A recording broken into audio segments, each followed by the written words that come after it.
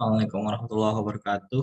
Pada kesempatan kali ini saya akan menyampaikan presentasi terkait penyelesaian tugas 2 mata kuliah Sistem Informasi Manajemen, Magister Manajemen Sumber Daya Manusia, Universitas Terbuka. Presentasi kali ini berjudul Supply Chain Management SCM pada PT Sumber Alvaria Trijaya Tbk atau yang kita kenal dengan Alfamart.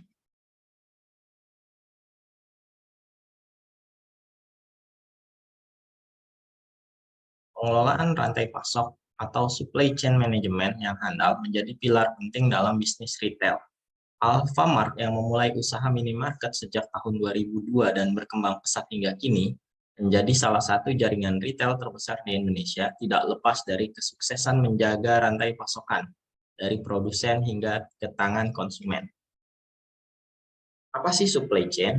Supply chain adalah jaringan perusahaan-perusahaan yang secara bersama-sama bekerja untuk menciptakan dan menghantarkan suatu produk ke tangan pemakai akhir atau konsumen. Perusahaan-perusahaan tersebut termasuk supplier, pabrik, distributor, toko atau retail, serta perusahaan pendukung seperti jasa logistik. 3 hal yang harus dikelola dalam supply chain. Yang pertama adalah aliran barang dari hulu ke hilir, alias dari produsen ke konsumen.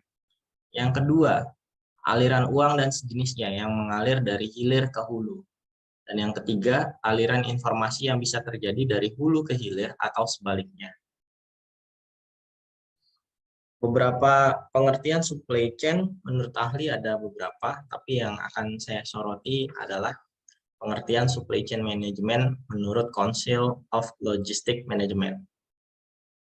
Supply chain management is the systematic strategic coordination of the traditional business function within a particular company and across business within the supply chain for the purpose of improving the long-term performance of the individual company and the supply chain as a whole. Selanjutnya, menurut Wharton and Wellcome, ada 5 komponen dasar SCM. Yang pertama adalah merencanakan atau plan. Kesuksesan SCM terletak pada proses penentuan strategi SCM. Sedangkan tujuan dari proses perumusan strategi ialah agar tercapai efisiensi dan efektivitas biaya, serta terjaminnya kualitas produk yang dihasilkan hingga sampai ke tangan konsumen. Komponen dasar SCM yang selanjutnya adalah source atau sumber daya. Perusahaan harus mampu memilih supplier yang kredibel dan sanggup untuk mendukung proses produksi yang akan dilakukan. Oleh sebab itu, manajer SCM harus dapat menetapkan harga, terus harus bisa mengelola pengiriman, pembayaran bahan baku, dan menjaga serta meningkatkan hubungan bisnis dengan supplier. Komponen dasar berikutnya adalah make, yaitu tahap manufacturing atau pembuatan. Manajer SCM melakukan penyusunan jadwal yang dibutuhkan dalam proses produksi, uji coba produk, pengemasan, dan persiapan pengiriman produk berupa barang atau jasa. Perusahaan juga harus mampu melakukan pengukuran kualitas, output produksi, serta produktivitas kerja. Komponen berikutnya yaitu deliver, yaitu mengirimkan. Perusahaan memenuhi pemesanan dari permintaan konsumen, selanjutnya mengelola jaringan gudang penyimpanan, memilih distributor, serta mengatur sistem pembayaran. Komponen dasar SCM yang terakhir adalah return. Rencana SCM harus mampu membuat jaringan yang fleksibel serta responsif untuk produk, barang atau jasa yang cacat dari konsumen dan membentuk layanan aduan konsumen yang memiliki masalah dengan produk yang dikirimkan. Selanjutnya kita melihat tujuan SCM. Tujuan SCM yang pertama yaitu mencapai biaya yang minimum dan tingkat pelayanan yang maksimum. Tujuan yang kedua adalah memenuhi kebutuhan konsumen dan menghasilkan keuntungan. Tujuan berikutnya bisa memenangkan persaingan pasar. Tujuan yang keempat, merencanakan dan mengkoordinasikan semua kegiatan yang terdapat dalam supply chain sehingga akan tercapai pelayanan kepada customer yang maksimal dengan biaya yang relatif rendah. Tujuan yang terakhir dari SCM adalah memaksimalkan nilai keseluruhan yang dihasilkan untuk memenuhi kebutuhan dan permintaan customer, serta meminimumkan biaya secara keseluruhan seperti biaya pemesanan, penyimpanan, dan transportasi. Selanjutnya kita berbicara tentang Alfamart. Alfamart yaitu perusahaannya adalah PT Sumber Alvaria Trijaya Tbk. Letaknya kalau nggak salah di Cimone, Tangerang. Alfamart dimulai ketika Joko Susanto membuat sebuah usaha di bidang perdagangan dan distribusi tahun 1989. Namun, pada tahun 1999, usaha ini berubah menjadi usaha minimarket. Secara resminya, Alfamart itu berganti nama menjadi Alfamart pada tahun 2002 setelah mengakuisisi 141 gerai Alfa Minimart dan mengganti nama menjadi Alfamart. Dan di tahun 2021 kemarin, Alfamart telah melayani lebih dari 4,2 juta pelanggan setiap harinya. Visi Alfamart menjadi jaringan distribusi retail terkemuka yang dimiliki oleh masyarakat luas, berorientasi kepada pemberdayaan pengusaha kecil, pemenuhan kebutuhan dan harapan konsumen, serta mampu bersaing secara global. Visi Alfamart yang pertama adalah memberikan kepuasan pada pelanggan dengan berfokus pada produk dan pelayanan yang berkualitas unggul. Misi yang kedua dari Alfamart adalah selalu menjadi yang terbaik dalam segala hal yang dilakukan dan selalu menegakkan tingkah laku atau etika bisnis yang tinggi. Misi yang ketiga, ikut berpartisipasi dalam membangun negara dengan menumbuh kembangkan jiwa wira swasta dan kemitraan usaha. Dan misi yang terakhir dari Alfamart adalah membangun organisasi global yang terpercaya, sehat, dan terus bertumbuh, dan bermanfaat bagi pelanggan, pemasok, karyawan, pemegang saham, dan masyarakat pada umumnya. Berikut adalah struktur grup Alfamart. Jadi Alfamart itu terbagi atas GLI, Alfamidi membawahi Lawson, terus Alfamart juga ada anak usahanya yang namanya Dandan, STL. Selanjutnya adalah ARA. Apa sih STL? STL ini adalah sumber Trijaya Lestari untuk perdagangan besar produk dan konsumen. Sedangkan ARA ini adalah Alfamart Retail Asia, perusahaan investasi yang berkedudukan di Singapura yang memulai usaha komersial pada tahun 2014. Milestone Alfamart 1989 berdiri sebagai perusahaan dagang oleh Joko Susanto dan keluarga, yang kemudian menjual mayoritas sahamnya kepada PT HM Sampurna Tbk. 2002, akuisisi 141 gerai Alfa Minimart dan berganti nama menjadi Alfamart. 2009, penawaran umum perdana di Bursa Efek Indonesia, dan selanjutnya memasuki pasar Bali. Selanjutnya pada tahun 2009 Alfamart mulai menggunakan conveyor belt, dan pada 2009 jumlah gerai Alfamart berjumlah sebesar lebih dari 3.300 gerai. 2012 penawaran umum terbatas tanpa hak memesan efek terlebih dahulu. Selanjutnya pada tahun 2012 terjadi pendirian anak perusahaan PT Sumber Indah Lestari yang bergerak di bidang perdagangan eceran kosmetik. Tahun 2012 juga Alfamart mulai memasuki pasar Medan, dan tahun 2012 jumlah gerai Alfamart berjumlah lebih dari 7.000 gerai yang beroperasi. 2015 Alfamart mendirikan PT Sumber Trijaya Lestari. Selanjutnya melakukan penawaran umum saham terbatas tanpa hak memesan efek terlebih dahulu. Pada 2015 juga terjadi penawaran umum berkelanjutan obligasi berkelanjutan 1 Sumber Alvaria Trijaya tahap 2. Pada tahun 2015, Alfamart memasuki pasar Batam, dan gerai yang beroperasi sebanyak 11.000 lebih gerai Alfamart. Pada 2016, Alfamart membuka gudang di Serang dan Cianjur untuk memperkuat distribusi. Pada 2016 jumlah gerai Alfamart sebanyak 12.000 lebih. Dan pada 2016 juga Alfamart meluncurkan Alfamind, virtual store pertama di Indonesia dengan teknologi augmented reality. Selanjutnya milestone pada tahun 2017, Alfamart melakukan penawaran umum berkelanjutan obligasi berkelanjutan 2 sumber Alvaria Trijaya tahap 1 tahun 2017. Dan jumlah gerai Alfamart yang beroperasi pada tahun 2017 sejumlah 13.500 lebih gerai Alfamart. Pada tahun 2018, Alfamart melakukan penawaran umum berkelanjutan obligasi berkelanjutan 2 sumber Alvaria Trijaya tahap 2 tahun 2018.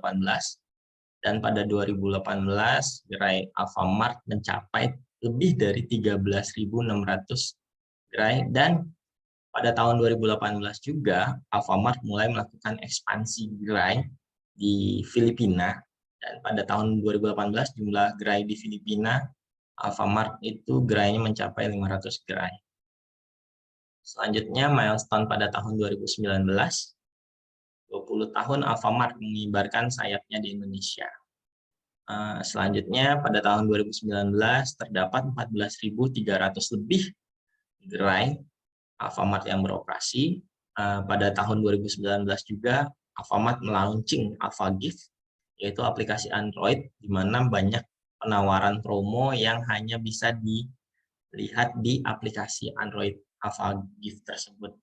Pada 2019 juga Alfamart melakukan akuisisi PT Global Loyalty Indonesia dengan kepemilikan saham sebesar 75%, dan terjadi pengembangan usaha Alfamart di Filipina pada tahun 2019 sehingga mencapai 750 lebih gerai yang beroperasi di Filipina dengan total 3 gudang. Milestone tahun 2020 dari Alfamart adalah yang pertama pengembangan gudang untuk wilayah Rembang, Jawa Tengah. Selanjutnya pada tahun 2020 jumlah gerai Alfamart yang beroperasi di Indonesia berjumlah lebih dari 15.400 gerai, dan pada tahun 2020 juga terjadi penambahan gerai Alfamart di Filipina dengan jumlah gerai Alfamart mencapai 1.000 lebih gerai Alfamart di Filipina dengan total 3 gudang. Milestone tahun 2021 dari Alfamart yang pertama adalah peningkatan setoran modal PT Midi Utama Indonesia Tbk sehingga kepemilikan saham menjadi 89,43%. Dan pada tahun 2021 jumlah gerai Alfamart yang beroperasi di Indonesia mencapai 16.492 gerai Alfamart di seluruh Indonesia. Pada tahun 2021 pula Alfamart mulai memasuki pasar Pulau Papua dengan membuka 22 gerai, tepatnya di Papua Barat kalau nggak salah. Milestone Alfamart tahun 2021 selanjutnya yaitu pembukaan 1.900 toko sapa siap antar pesanan Anda. Karena pada masa pandemi ya, jadi penjualan online itu berkembang sangat pesat sehingga Alfamart melakukan ekspansi memperbaharui kualitas pelayanan melalui toko sapa. Milestone yang terakhir pada tahun 2021 yaitu Alfamart yang beroperasi di Filipina sudah mencapai 1.200 lebih gerai Alfamart. Berikut disampaikan jumlah gerai Alfamart dari 2008 sampai 2021. 2008 itu baru mencapai 2.779 gerai Alfamart di seluruh Indonesia, meningkat terus pesat sampai dengan tahun 2021 berjumlah 16.492 gerai Alfamart. Di mana saja sebaran gerai Alfamart? Sebaran gerai Alfamart itu pada tahun 2021 mencakup 28 provinsi, 303 kabupaten kota, dan 2.969 kecamatan. Dengan jumlah gerai mencapai 16.492. Dari 28 provinsi di seluruh Indonesia, berarti ada 6 provinsi yang belum ada gerai Alfamart. Yaitu yang pertama Provinsi Kalimantan Timur, Kalimantan Utara, Sulawesi Tengah, Maluku Utara, dan Provinsi Papua yang belum ada gerai Alfamart pada tahun 2021. Kesuksesan SCM Alfamart tidak lepas dari kuatnya distribusi barang dari gudang Alfamart ke gerai Alfamart di seluruh Indonesia. Pada tahun 2019, saya berhasil menghimpun informasi bahwa terdapat 42 gudang di seluruh Indonesia, yaitu gudangnya Alfamart, dengan lokasi sebagai berikut. Ada di Cilengsi, Jababeka, ada 2 gudang, Cikokol, Tangerang, Balaraja Tangerang, Bogor, Jawa Barat, Bandung 1-2 Jawa Barat, Lumbon, Cirebon kalau nggak salah. Selanjutnya gudang Alfamart ada di Cilacap, Surabaya, Serang, Cianjur, Semarang, Klaten, Malang, Sidoarjo, Jember, Karawang, Rembang, Parung Bogor, Bitung 1-2 ini kalau nggak salah Tangerang. Selanjutnya gudang Alfamart terakhir di Jawa yaitu di Yogyakarta.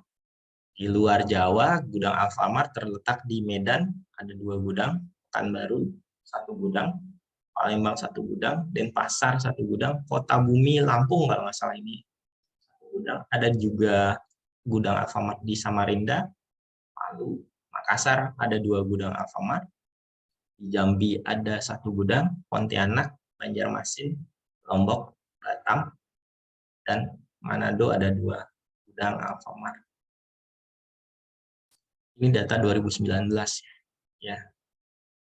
Selanjutnya proses bisnis Alfamart. Jadi proses bisnis Alfamart itu yang pertama, Alfamart melakukan pemesanan barang ke supplier.